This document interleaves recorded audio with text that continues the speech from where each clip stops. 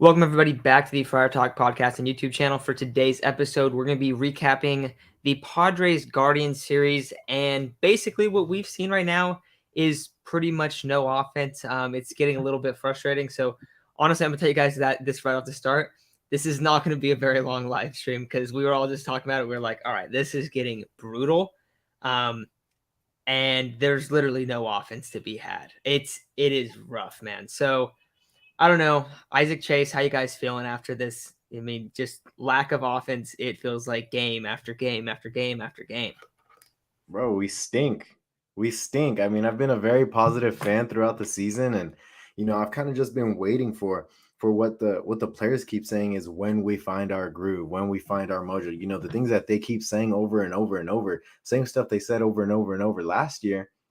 And it's like, dude, there's like 38, 36 games left. What do you mean find our groove? You got to find it now. You got to find it immediately. And so it's very tough to just keep watching these games. And the Padres haven't led a single game in like the past 6 games, and that's four against the Nationals, 2 against the Guardians, who are a good team. But you faced a guy with a 5 ERA yesterday, and Kyle Quantrill is a solid pitcher, but last time out against them, we had a decent offensive showing, and he only strikes out 5 or 6 guys per 9 innings. So I definitely expected a lot more. And they go out and they fail miserably. Granted, you didn't have Juan Soto, but it's like the team at the beginning of the season that was at one point in first place also didn't have Juan Soto. They didn't have Josh Bell. They didn't have Brandon Drury. So if we're really trying to compare the collapse from last year to this year, no, this year is much worse if they collapse. If they do not make the playoffs, that is a much worse scenario to last year because we just got Juan Soto. We only have Josh Bell for the remainder of the season. Same with Drury. Hader's only around for another year. Clevenger and Manaea are gone after this. This is the year you have to do it. You had to do it. We cannot keep failing. We cannot keep losing these games that, quite frankly, whenever the Brewers lose, we know, all right, the Padres have to win today. And they lose. It was the same thing yesterday. They lost. It's very frustrating. I keep trying to be a very optimistic fan the way I've been all season and saying, these numbers show this. These numbers show that. But when your team is on pace to break the record for the most runners left in scoring position ever, and if you look at it in terms of most runners left in scoring position, the Padres are 25th in runners in scoring position per game left on base. 25th, and the rest of the teams around them usually kind of suck, except for the Dodgers. But the difference between us and the Dodgers is, all right, the Padres have a runner on second. Here's a single to left field. The runner's barely going to move to third. Still 2 outs. The Dodgers clear the bases. They have the capability from 1 through 9 to clear the bases. We do not.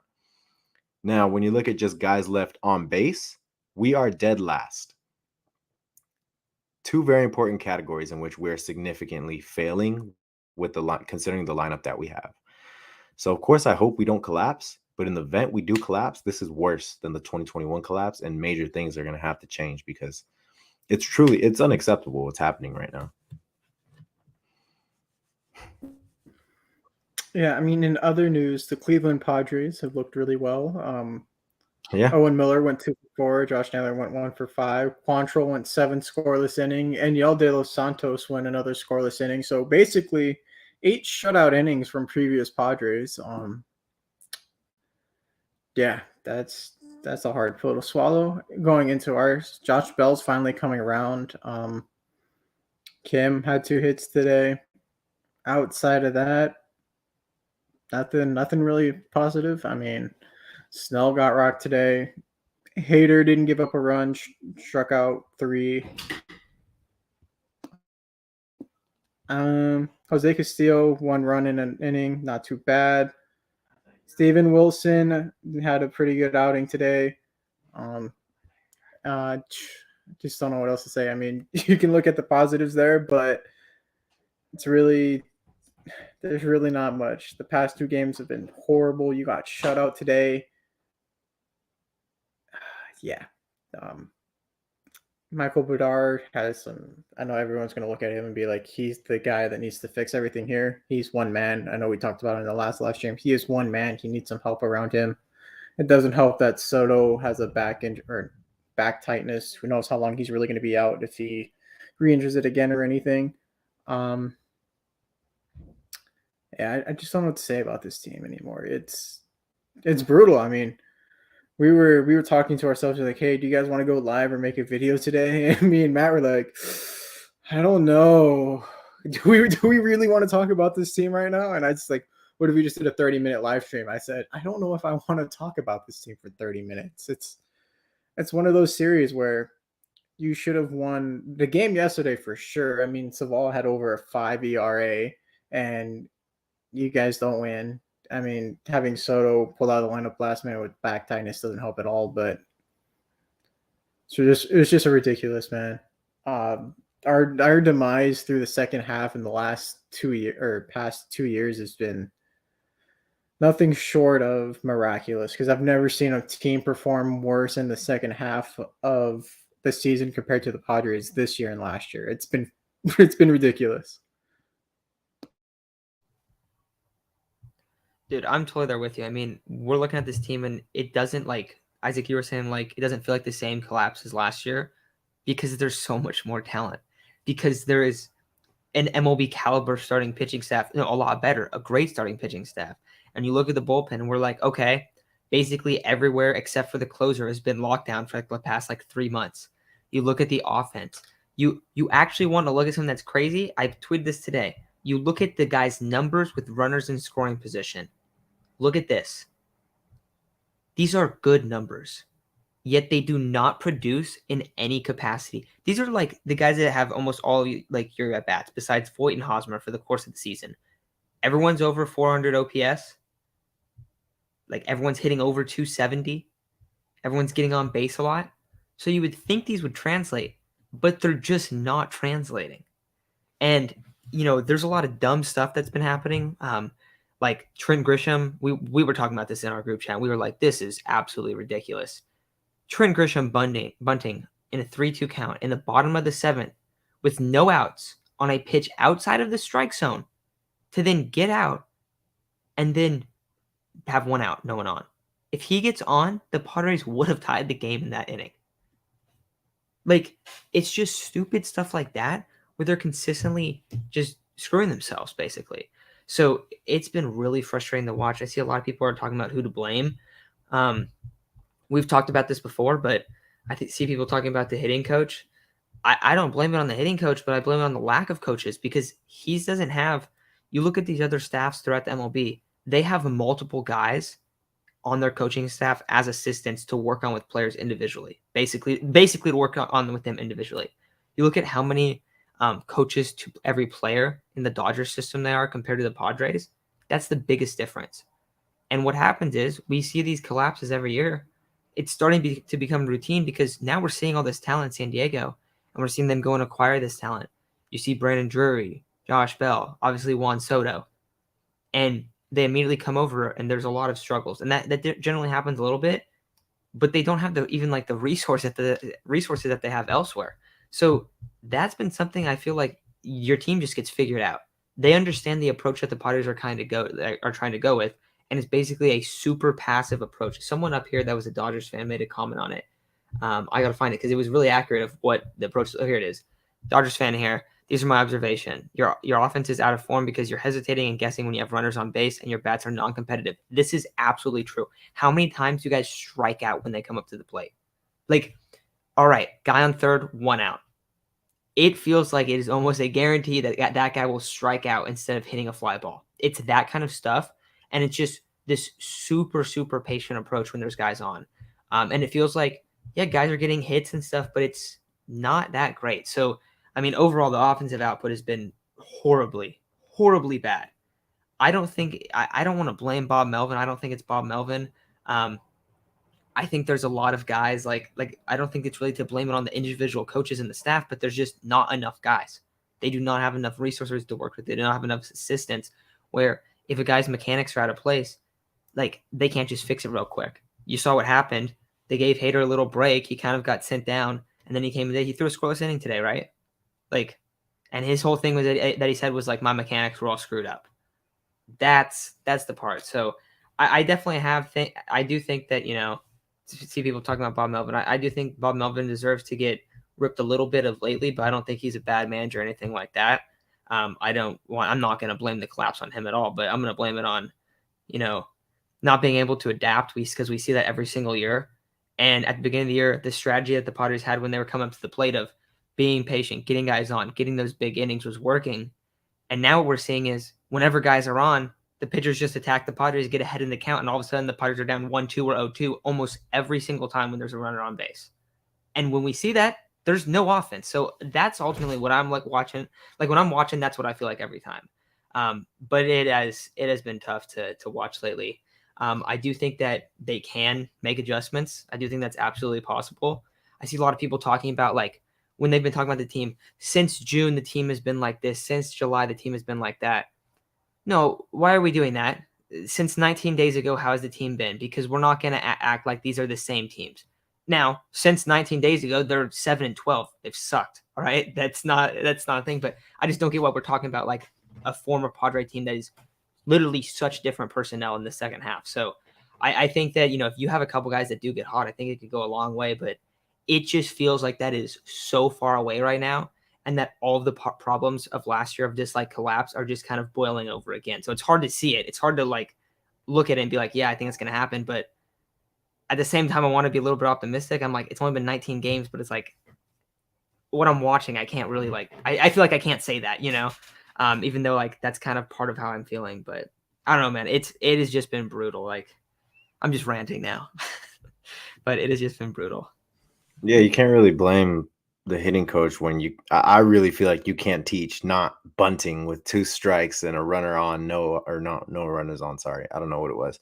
I feel like you can't teach not bunting in that situation. 2 strikes, and not only that, the ball was a good 2-3 inches up in the zone, not in the zone, out of the zone, a good 2-3 inches up and out of the zone, and he still did it.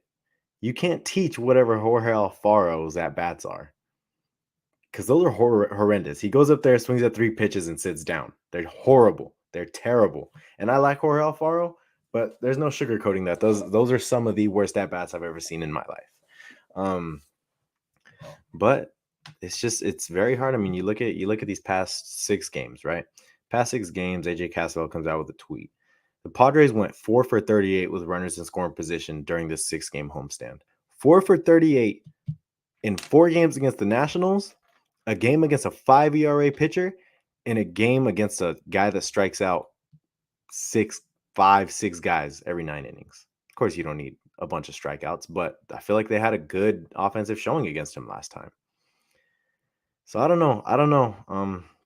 I really don't know what's wrong. I mean, they got good pitching. Yeah, Blake Snell got roughed up today, but he's going to be fine. I feel like his stuff still looked very hot. I don't know how Jose Ramirez hit one of those home runs. I feel like his stuff still looks fine. He even said, I think I was just tipping my pitches because there's no way with that kind of stuff that I had, I should be getting rocked. So he'll figure it out. Darvish is still fantastic. Clevenger's had it a little rough lately, but I think he'll be fine. Musgrove's fine. Manaea had a solid outing last time. We'll see how he does.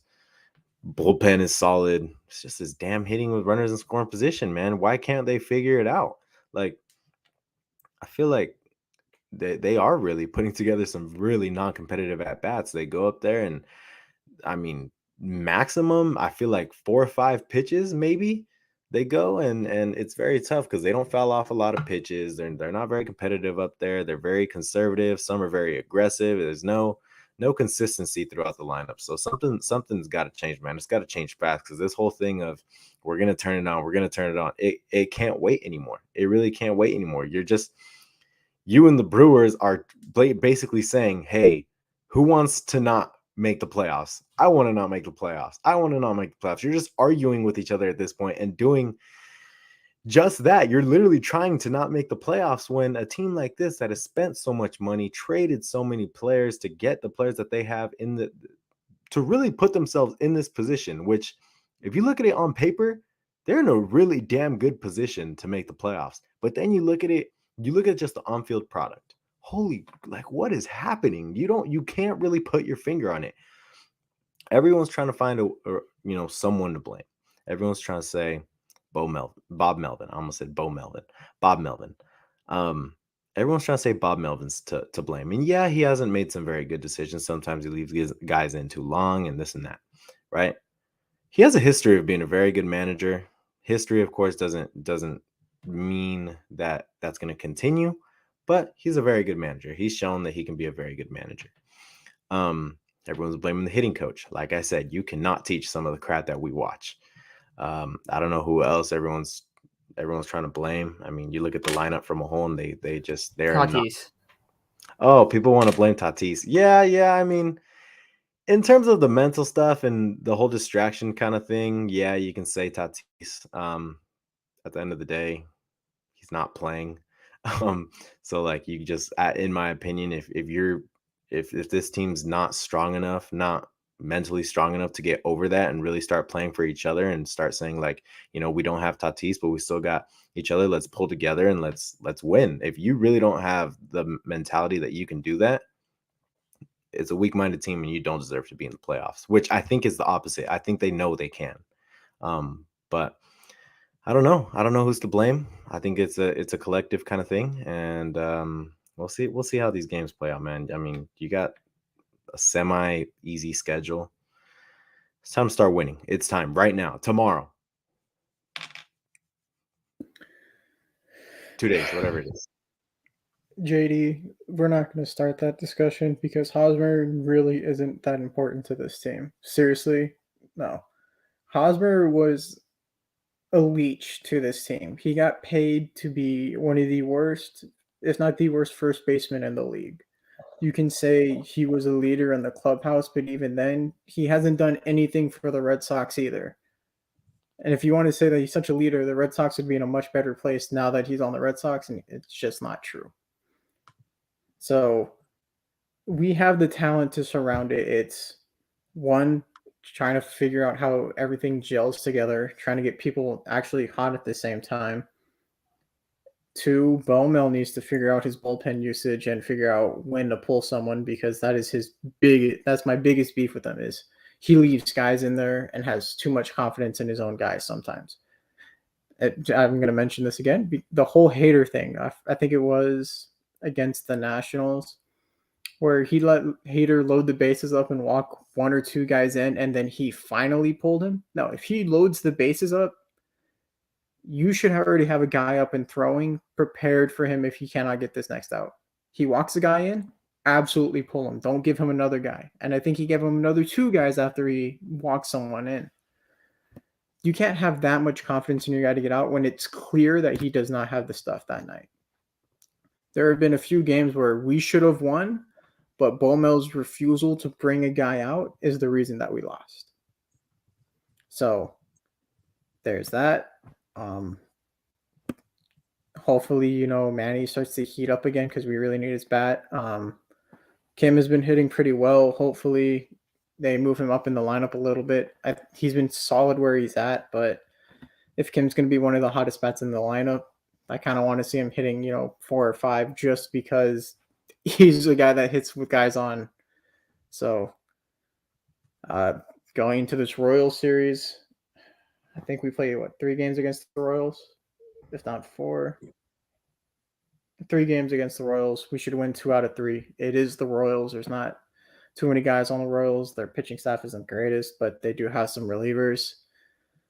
So hopefully, we take 2 out of 3 and this team finally flips a switch because you're getting to the point where you're not going to make playoffs. You're getting to the point where, oh my God, we're going to have to really make a really hard push to make playoffs. And you don't want to get to that point. You want to kind of glide into September, the end of September, like, okay, we're going to make playoffs. Now's the time that we need to get hot and boom, carry that into the offseason and not be like, oh my God, we have to win these next 10 games. Just now we're not going to make playoffs.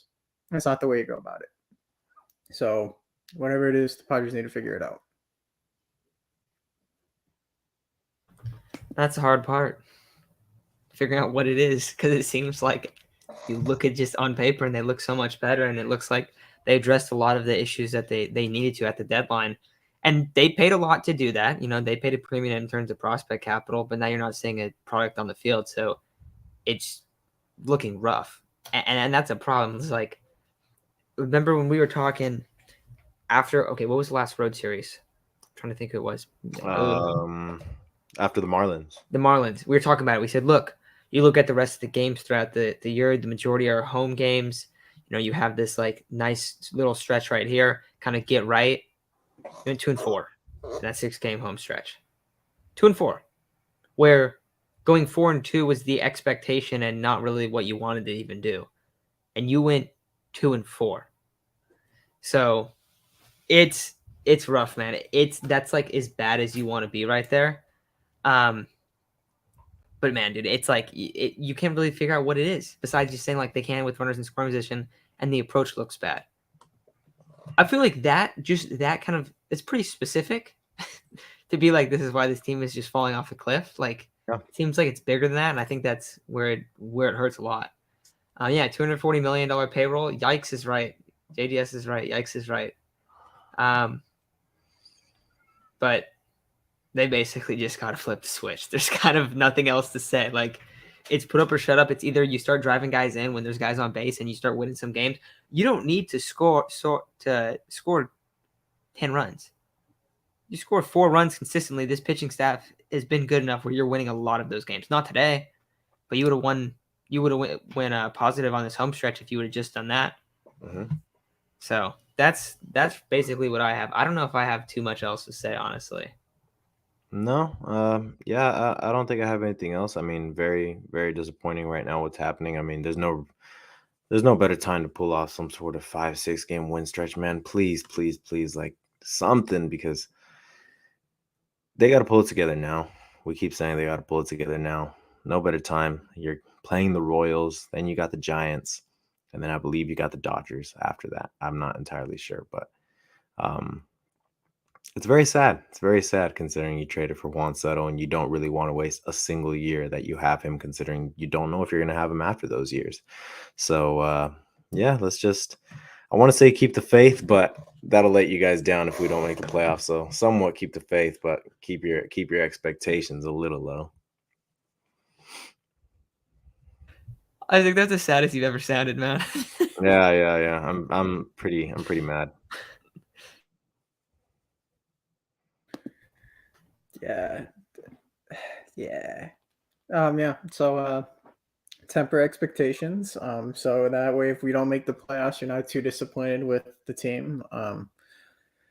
It's kind of sad that we have to do this with all the talent that's on the team, especially batting and pitching wise. We should be up there with the best of teams, and we're not. So the Padres continue this collapse. Just open a bottle and forget they exist.